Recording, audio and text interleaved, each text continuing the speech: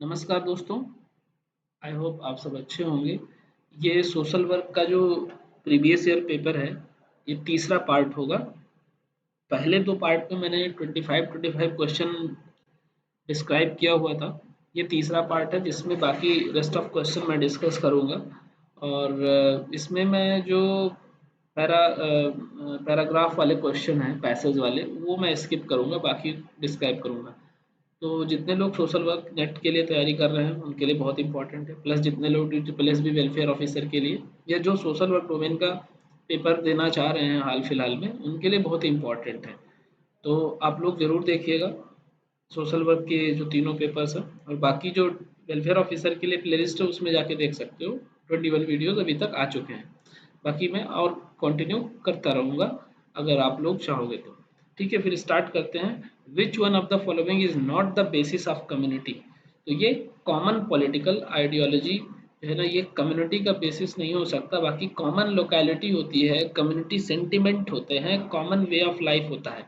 यानी किसी भी कम्युनिटी में ये जो लोकेलिटी है, सेंटिमेंट है और वे ऑफ लाइफ, ये सेम हो सकता है, बट सभी की एक ही पॉलिटिकल आइडियोलॉजी हो, एक ही पार्टी को सब सपोर्ट करते हो, ऐसा नहीं है।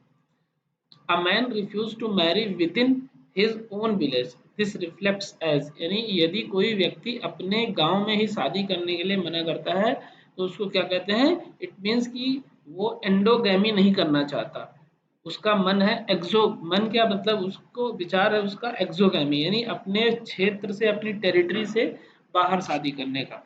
अब एंडोगैमी क्या होता है? अपने ही वर्ण में, अपने ही जो है फोक में, अपने ही लोकल कल्चर में शादी करना या लोकल एरिया में शादी करना, वो होता है एंडोगैमी।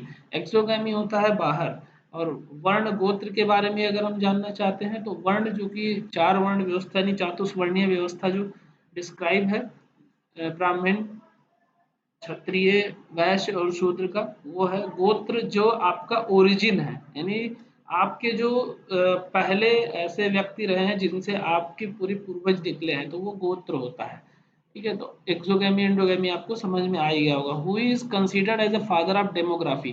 तो TR माल्थस को फादर ऑफ डेमोक्रेसी माना गया है।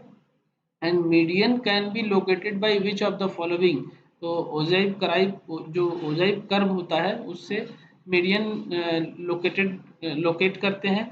बाकी जो फ्रीक्वेंसी कर्व हिस्टोग्राम है, फ्रीक्वेंसी पॉलीगन है, इसका भी स्टेटिस्टिक्स में काफ़ी यूज होता है।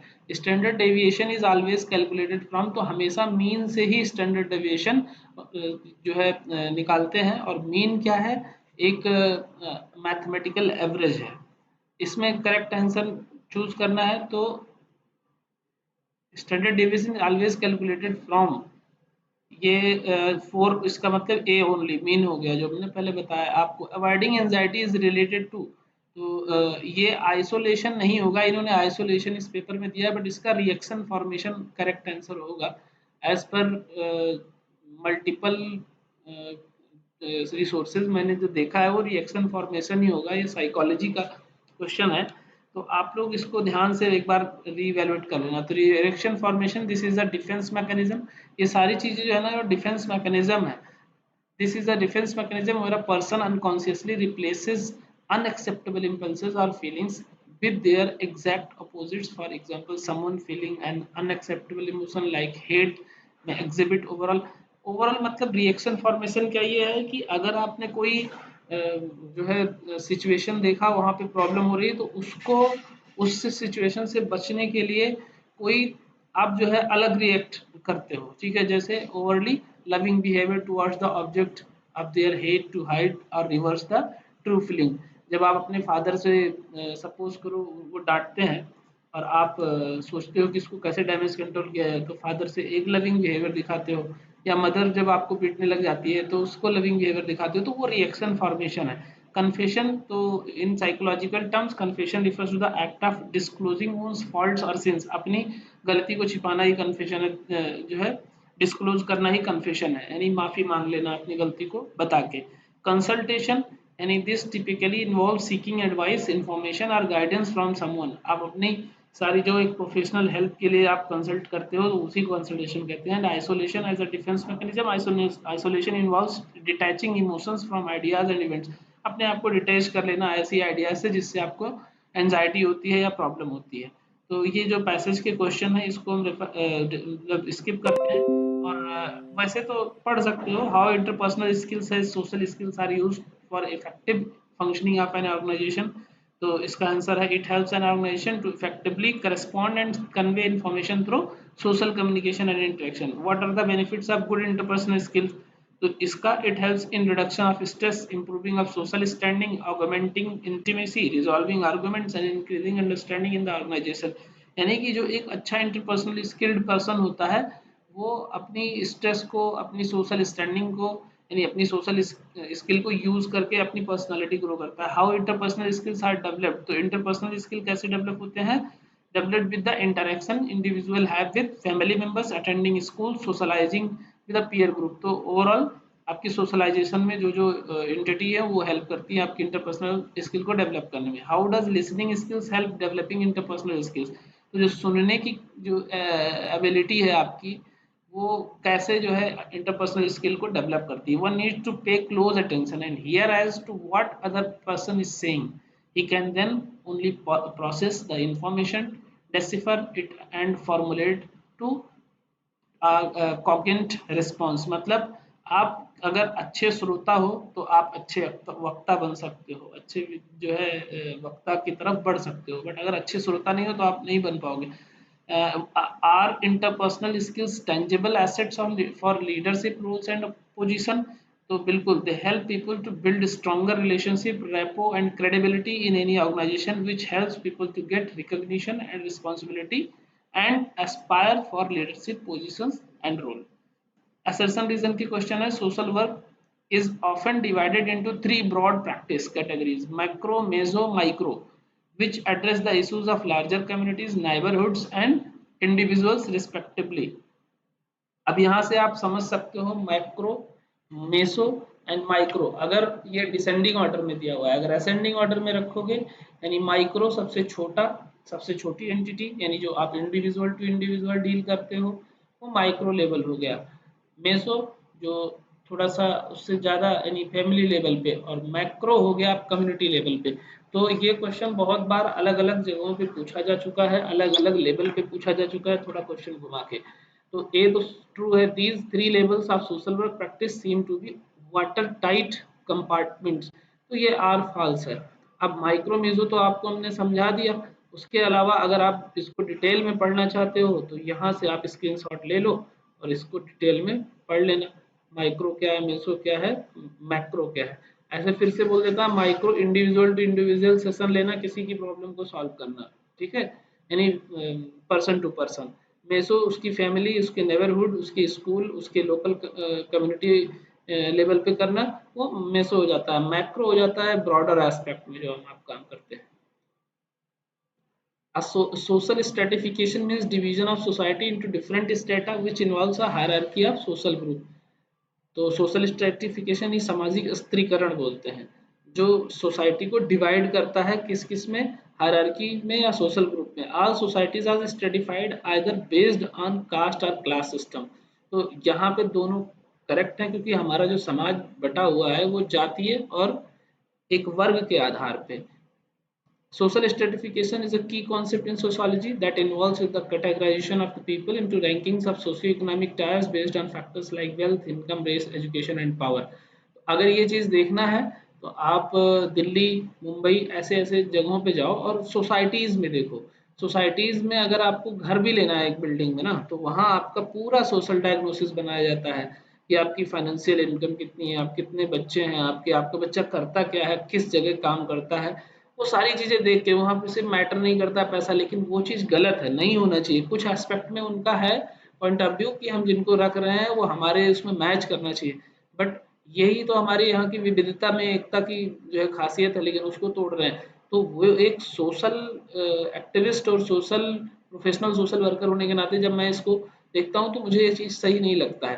ठीक है, तो अब इसमें क्या है, कैसे social stratification, hierarchy of group, universal concept based on different criteria. अब डिफरेंट क्राइटेरिया आपको बताया ही, ये ethnicity, power, race, wealth, gender, education, ये सारी चीज़ें हैं। Impacts of life opportunities maintained through culture and institutions affects social interaction and identity, dynamic yet persistent.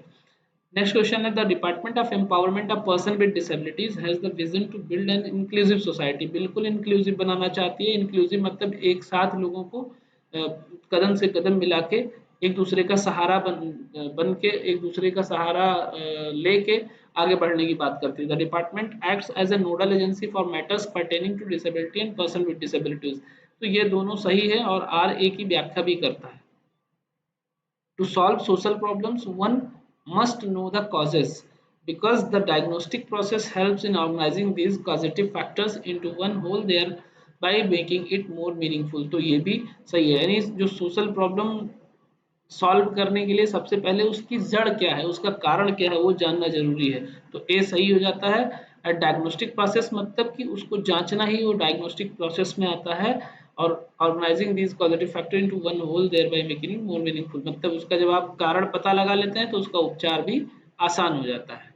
Decision making process must take cognizance of the policy statement.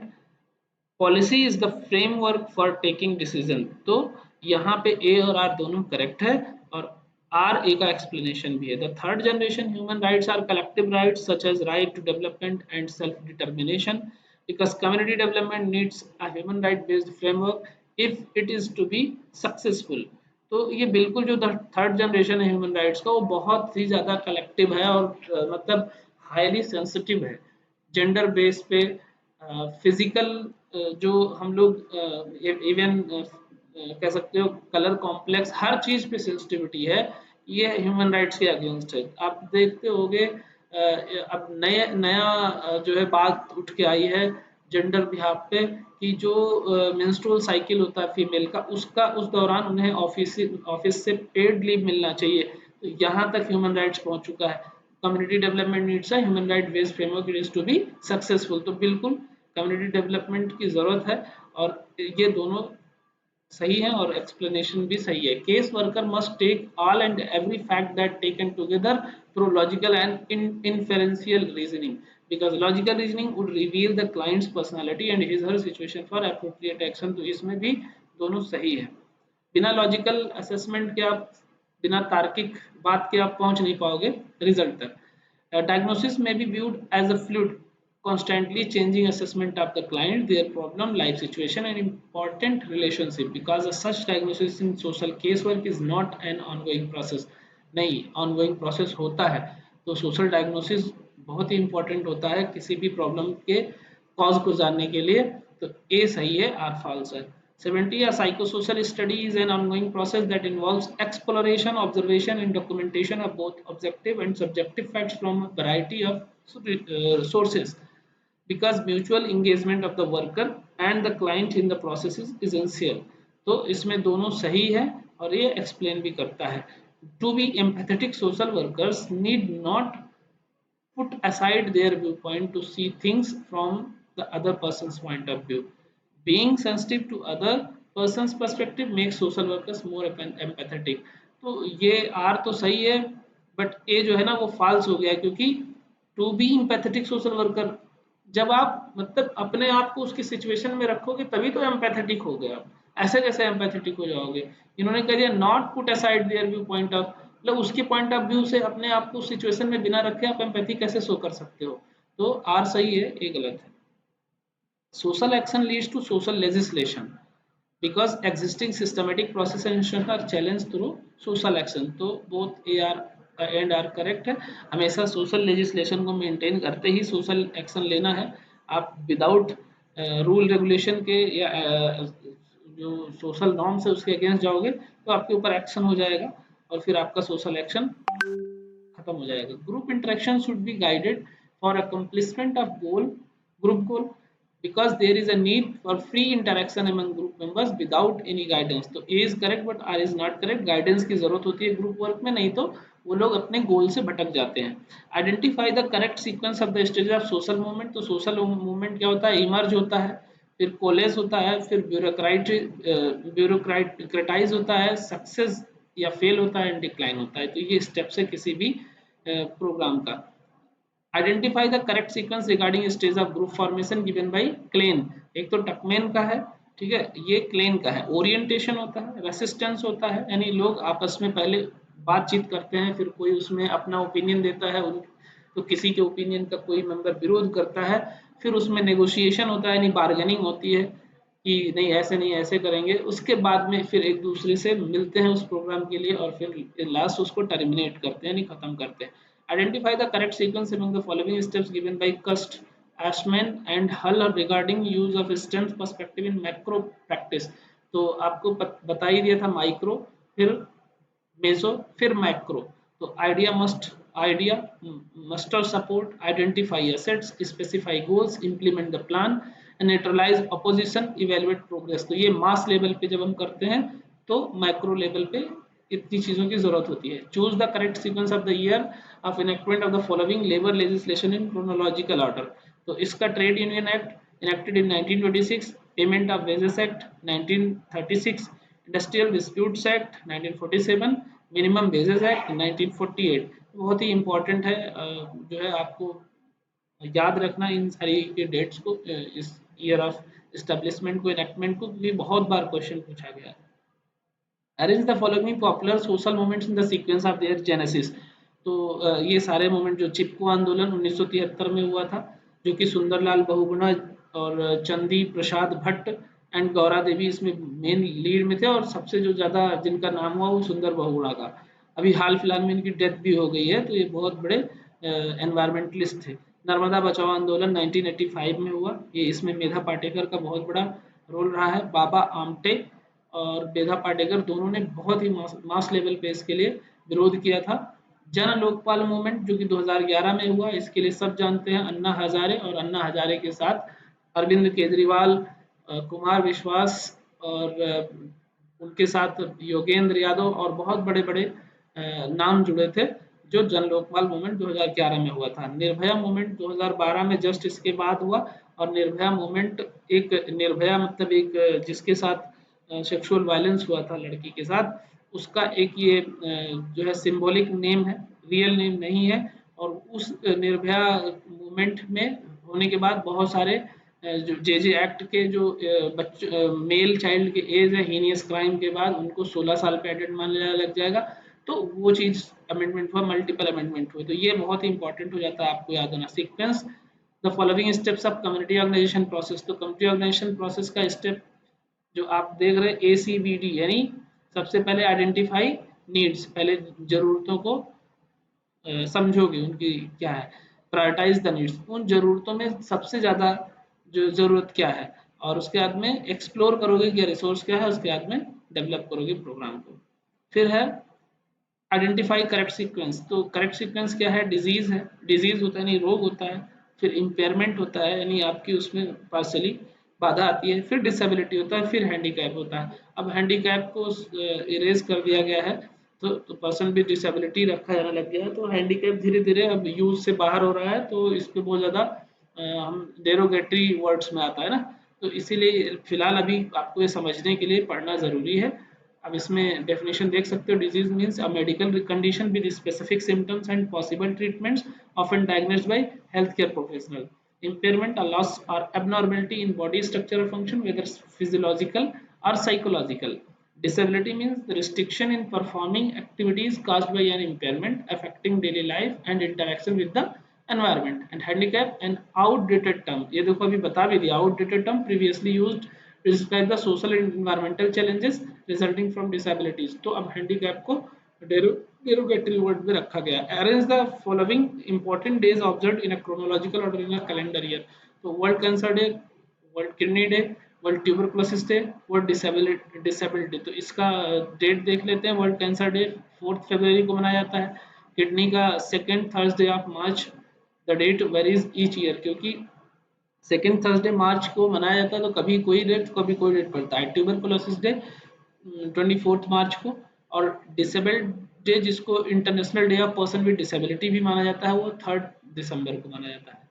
Identify the correct sequence regarding stages of social case work. Social case work का पहले आप क्या करते हो, उसको उस case को आप लेते हो, एक्सेप्ट करते हो, फिर उसका स्टडी करते हो, फिर उसका सोशल डायग्नोसिस बनाते हो, और सोशल डायग्नोसिस बनाने के बाद ट्रीटमेंट करते हो। और डायग्नोसिस और ट्रीटमेंट के बीच में जो प्रोसेस है वो इंटरवेंशन का, ठीक है, तो वो ट्रीटमेंट का ही प्रोसीजर है इंटरवेंशन। इवेल्युएशन करते हो फिर उसका कि क्या सुधार हुआ, एंड देन टर्मिनेट करते हो। Of the following which one is the correct sequence? पहले क्या होगा, एडिटिंग होगा, फिर कोडिंग होगा, क्लासिफिकेशन होगा, फिर टैबुलेशन होगा। Arrange the process of communication in sequence, तो एनकोड करते हो, फिर चैनल के थ्रू किसी रिसिपिएंट को मैसेज भेजते हो, फिर वो डिकोड करता है। नेक्स्ट क्वेश्चन है, ये मिलान करने वाला था। तो आर्य समाज शुद्धि मूवमेंट जिसको बोलते हैं, आर्य समाज किसका था? स्वामी दयानंद सरस्वती का, 1875 में। It educated for the purification यानी shuddhi of Hinduism and return to the teachings of the Vedas, यानी इन्होंने बोला था वेदों की ओर लौटो। The shuddhi movement specially refers to the efforts of Arya Samaj to reconvert people to Hinduism who had converted to other religions। प्रार्थना समाज जो है आत्माराम पांडुरंग ने दिया हुआ था, और ये 1867 में doctor Atmaram Pandurang in Bombay with an aim to make social reforms and rejuvenate the true spirit of Hinduism by removing the caste system, child marriage and other social evils। तो जो समाज की कुरीतियां थी, कास्ट सिस्टम, चाइल्ड मैरिज यानी बाल विवाह को ये खत्म करना चाहते थे। It was influenced by Brahmo Samaj and focused on prayers and community gatherings. Theosophical society, ये मैडम एच.पी. ब्लावत्स्की ने दिया, स्टार्ट किया, को फाउंडेड बाय हेलेना यानी H P. Blavatsky and Colin Henry Steel Olcott in 1975 in New York। The Theosophical Society aimed to build an universal brotherhood without distinction of race, creed, sex, caste, or color, and investigated the unexplained laws of nature and the powers latent in humans। तो theosophical society madam H P Blavatsky का है। Young Bengal movement Henry Vivian Derozio का है। इन्होंने भी 1830 में young Bengal movement जो एक रेडिकल बंगाली रेडिकल के विरोध में फ्री थिंकर्स थे, emerging from Hindu College in Calcutta, they question existing orthodoxies in religion and society. तो जो कुरीतियां थी बेसिकली उन्हीं के लिए ये लोगों ने आंदोलन किया, समाज में जो भेदभाव था उसको खत्म करने के लिए। तो फिर से आ जाते हैं, साइकोलॉजी का क्वेश्चन हो जाता है, नॉर्मल एबनॉर्मल साइकोलॉजी का। तो basically psychodynamic theory, behavioural theory, personal centre theory, cognitive behaviour theory, ये बहुत बार आप लोगों को मैं डिस्क्राइब कर चुका हूँ, फिर भी इसमें देख लेते हैं। Psychodynamic theory helping individuals to understand better their inner thoughts and conflicting feelings.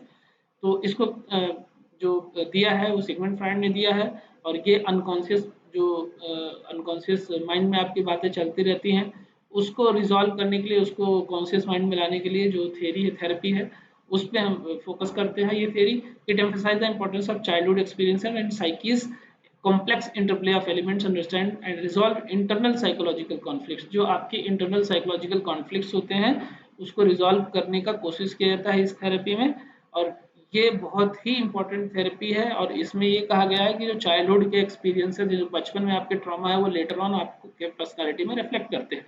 Behavioral theory helping individuals to learn new behaviors and eliminate troublesome ways, मतलब कि जो आपने गलत आदतें सीख ली हैं उसको भुलाने की इसमें इस थेरेपी में जो है टेक्निक्स बताई जाती है, और नई चीज़ें, अच्छी चीज़ें यानी एक्सेप्टेबल बिहेवियर जो है उसको सिखाने की कोशिश की जाती है। तो बेसिकली इसमें यही है। अब इसको सिखाने के लिए जो बच्चों के लिए होता है वो रीइंफोर्समेंट और एक्सटेंशन और नेगेटिव पॉजिटिव रीइंफोर्समेंट यूज किए जाते हैं, टोकन्स यूज किए जाते हैं, तो वो एक एक्सपर्ट का काम होता है। पर्सन सेंटर्ड थ्योरी जो है increasing self understanding and feelings of self worth, ये कार्ल रोजर्स ने दिया था, और इस पे बेसिकली जो टारगेट किया जाता है वो क्लाइंट पे ही टारगेट किया जाता है, तो क्लाइंट सेंटर्ड थेरेपी भी बोलते हैं इसको। कॉग्निटिव बिहेवियरल थेरेपी या थ्योरी, ये assisting clients to learn more realistic and positive ways of perceiving, thinking about, interpreting their life experiences। जो उसकी लाइफ एक्सपीरियंस है उसको कैसे वो परसीव कर रहा है, कैसे सोच रहा है, और कैसे उसको जी रहा है, यानी इंटरप्रेट कर रहा है अपनी लाइफ के एक्सपीरियंसेस में, उस पर फोकस करते हुए हम सीबीटी करते हैं। लिस्ट इसमें भी मैच करना ही है, ठीक है, तो इसको एक बार देख लेते हैं। 2143 2143 मतलब focus on several levels of investigation, the journalist perspective, focus on the person environment context of practice situation, इसका हो जाएगा ecosystem, focus on the dynamic interplay of biological and social system, ये हो जाएगा the general system perspective, focus on the problem and effects discrimination, तो ये हो जाएगा एथनिक सेंसिटिव पर्सपेक्टिव, तो ये आप शब्दों से पता लगा लेंगे। एनवायरनमेंट की जहाँ बात आती है वहाँ पे इको हो जाएगा। जर्नलिस्ट की बात आती है वहाँ पे ये focus on several levels of investigation, जहाँ पे जनरल चीज़ों का आप इन्वेस्टिगेशन करते हो। एथनिक सेंसिटिविटी यहाँ पे डिस्क्रिमिनेशन किया जाती है। तो इस तरीके से आप बिल्कुल शब्दों पे जो है अगर फोकस करोगे तो स्टार्ट मतलब समझ में आ जाएगा। अब यहाँ पे सोसाइटी के जो हमारे मैरिज सिस्टम है, हमारे जो रहने के तौर तरीके हैं, उस पर बात करता है।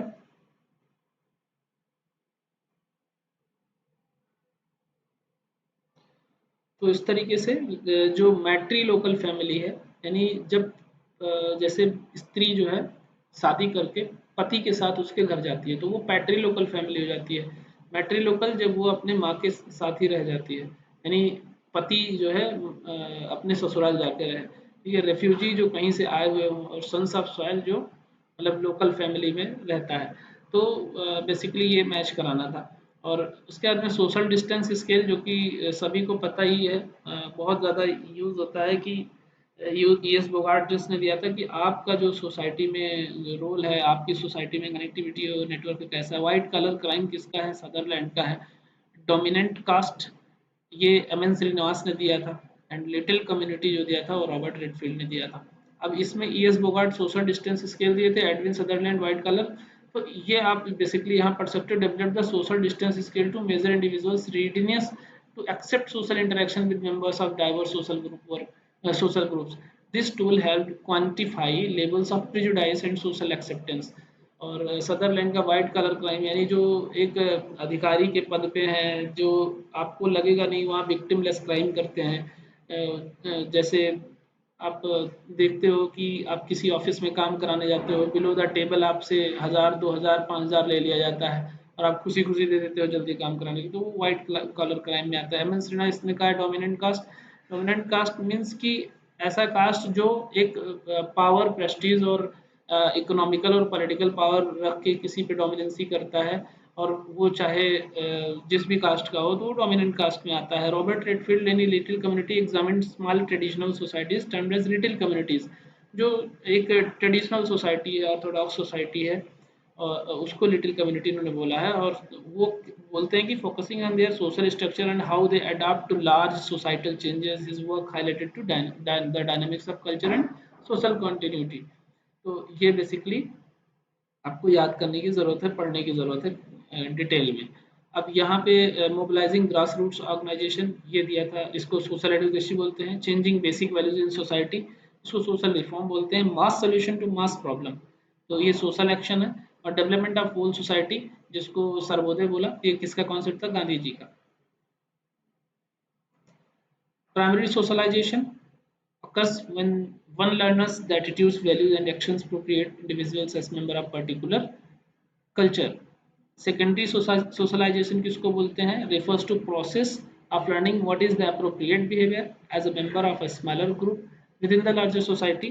And anticipatory socialization refers to process in which a person rehearses for future positions, occupation, and social relationship.